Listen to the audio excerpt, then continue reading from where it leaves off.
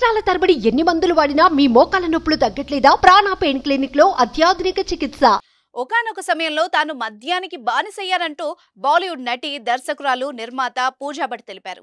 ఈ విషయాన్ని చెప్పడానికి నేను సిగ్గుపడ్డం లేదని అన్నారు. దాదాపు 7.5 ఏళ్ల పాటు తాను మద్యంతో సహజీవనం చేశానని, ఆ తర్వాత మెల్లగా దాని నుంచి బయటపడ్డానని చెప్పారు.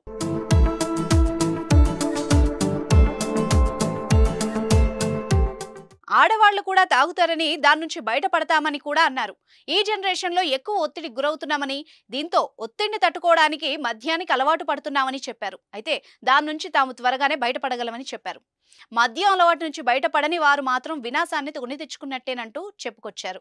తాను మందుకు బానిసైన సమయంలో ఓ టైంలో అందరూ తను తాగుబోతు అని పిలిచేవారని పూజా భట్ చెప్పారు. మద్యం అలవాటు నుంచి పూర్తిగా బయటపడాలని అనుకున్నానని, అయితే ఆ వ్యసనం నుంచి బయటపడడం అంత ఈజీగా జరగలేదని అన్నారు. మద్యం అలవాటును మానేయడానికి తాను నిజంగానే ఓ యుద్ధం చేయాల్సి వచ్చిందని చెప్పారు. ఇలాంటి విషయాలు బయటకు చెప్పడానికి మహిళలు భయపడతారని, అయితే ఈ సమస్య అందరికీ ఉంటుందని చెప్పారు. ఇప్పటికైనా మహిళలు ఈ అంశంపై బహిరంగంగా మాట్లాడాలని పూజా భట్ చెప్పుకొచ్చారు.